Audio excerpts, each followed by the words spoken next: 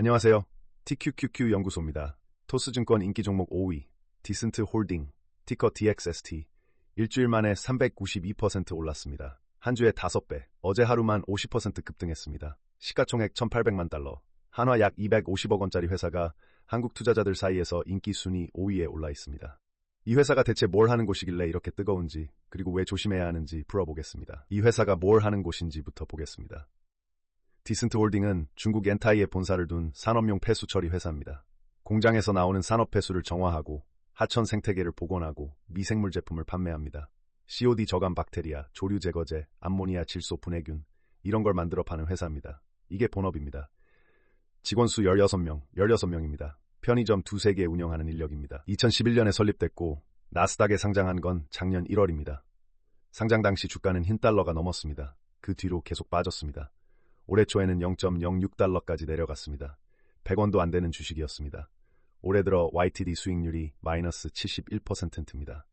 1월에 이 주식을 산 사람은 원금의 30%도 안 남아 있었습니다. 그런데 3월 들어서 갑자기 폭발했습니다. 왜 그랬을까요? 3월 5일 회사가 보도자료를 냈습니다.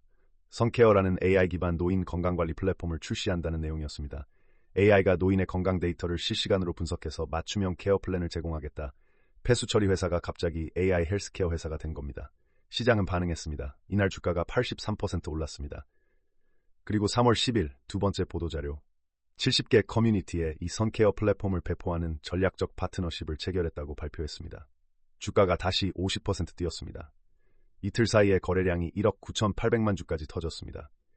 이 회사의 발행 주식 총수가 약 4,500만 주입니다. 하루에 발행 주식의 4배가 넘는 물량이 거래된 겁니다. 누가 사고 누가 파는 건지 생각해 볼 필요가 있습니다. 여기서 냉정하게 봐야 할 게 있습니다. 5가지만 짚겠습니다. 첫째, 매출 규모입니다. 이 회사의 연간 매출은 1,290만 달러, 한화 약 180억 원입니다. 강남역 앞 커피숍 프랜차이즈 하나 매출보다 적을 수 있는 금액입니다. 이 매출의 거의 전부가 중국 내 폐수 처리에서 나옵니다. AI 헬스케어에서 나온 매출은 0원입니다. 0, 제로. 아직 출시도 안 했습니다. 보도자료만 냈을 뿐입니다. 둘째, 사업 전환의 현실성입니다. 폐수 처리 기술과 AI 노인 건강관리 사이에는 기술적 연관성이 없습니다. 하수를 정화하던 16명짜리 회사가 AI 플랫폼을 개발할 역량이 있는지 물어봐야 합니다. 보도자료를 자세히 읽어보면 AI 기반, 스마트 헬스케어, 전략적 파트너십, 혁신적 솔루션 같은 버즈워드가 가득합니다. 그런데 구체적인 기술 스택이나 개발팀 구성, 특허, 매출 전망, 투자 규모 같은 실질적인 정보는 하나도 없습니다. 이런 패턴의 이름이 있습니다. 피벗, 펌프. 본업이 부진한 소형주가 갑자기 유행하는 키워드로 사업을 전환한다고 발표하는 겁니다. 2017년엔 이름에 블록체인만 넣으면 주가가 뛰었습니다. 롱아일랜드 아이스티라는 음료 회사가 사명을 롱 블록체인으로 바꿨더니 하루 만에 주가가 3배 뛰었습니다. 그 뒤에 어떻게 됐는지 아십니까? SEC 조사를 받고 상장 폐지됐습니다. 2021년에는 메타버스가 마법의 단어였습니다. 지금은 AI입니다. 키워드만 바뀌지 패턴은 똑같습니다. 셋째, 주가 움직임 자체가 견고합니다. 이 주식은 하루에 83%, 133%씩 움직입니다. 올랐다가 빠지고 빠졌다가 올랐다가 다시 빠집니다. 이 정도 변동성은 기업의 펀더멘탈과 아무 관계가 없습니다. 순수하게 수급, 그러니까 누가 사고 누가 파느냐에 의해 움직이는 겁니다. 주가 40센트짜리 주식은 기관 투자자가 건드리지 않습니다. 대부분의 기관은 내부 규정으로 1달러 미만 주식 매수를 금지하고 있습니다. 그러면 여기서 거래하는 건 누구냐? 개인 투자자들끼리 서로 사고 파는 겁니다. 이런 시장에서 정보의 비대칭은 극단적입니다. 누군가는 먼저 알고 먼저 팝니다. 넷째, 베타가 4.8입니다. 시장이 1% 움직이면 이 주식은 4.8% 움직인다는 뜻입니다. 나스닥이 5% 조정받으면 이 주식은 24% 빠질 수 있다는 얘기입니다. 그런데 지금 나스닥이 좋은 상황이 아닙니다. 공포 탐욕 지수가 28, 공포 영역입니다. 시장 전체가 흔들리는데 베타 4.8짜리 페니스톡에 올라타는 건 폭풍 속에서 돛담배를 타는 겁니다. 다섯째, 이 회사의 주소지는 중국입니다. 중국 본토 기업이 나스닥에 상장한 소형주는 회계 투명성, 규제 리스크, 상장 폐지 리스크가 구조적으로 존재합니다. SEC가 중국 기업의 감사 보고서를 직접 검증하기 어렵다는 건 오래된 문제입니다. 루이신 커피가 매출 3.1억 달러를 조작한 게 2020년에 터졌습니다. 나스닥 상장 중국 소형주 중 상장 폐지된 종목 리스트는 끝이 없습니다. 디슨트 홀딩이 그 리스트에 추가되지 않는다는 보장은 아무데도 없습니다. 이런 종목이 왜 인기 순위에 올라가느냐? 답은 간단합니다. 올랐으니까 392%가 올랐으니까 사람들이 몰리는 겁니다. 나도 저거 탔으면 5배였는데.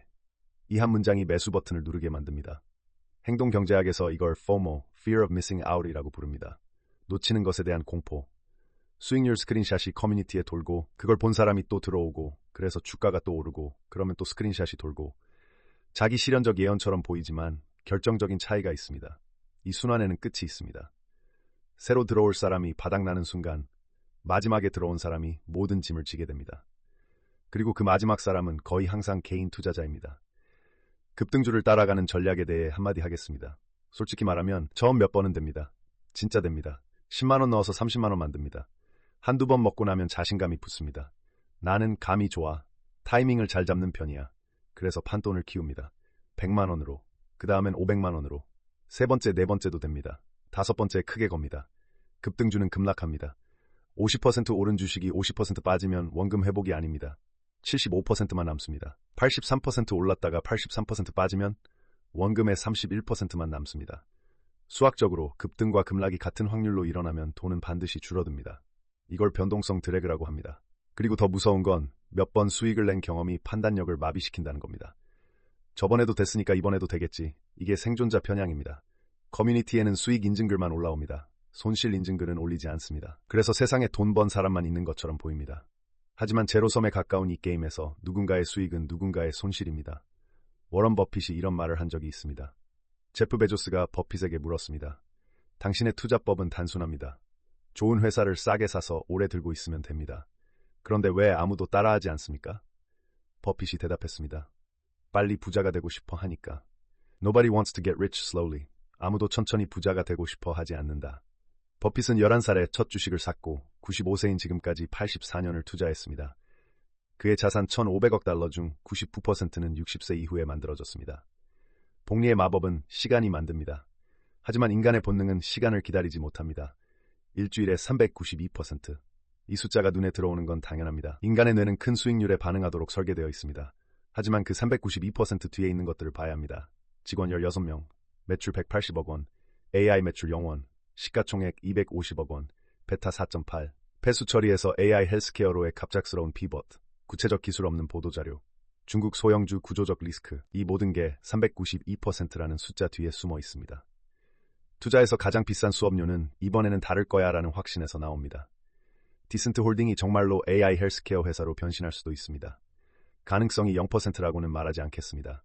하지만 그 가능성에 베팅하는 대가가 원금의 대부분을 잃을 수 있는 리스크라면 그건 투자가 아니라 복권입니다.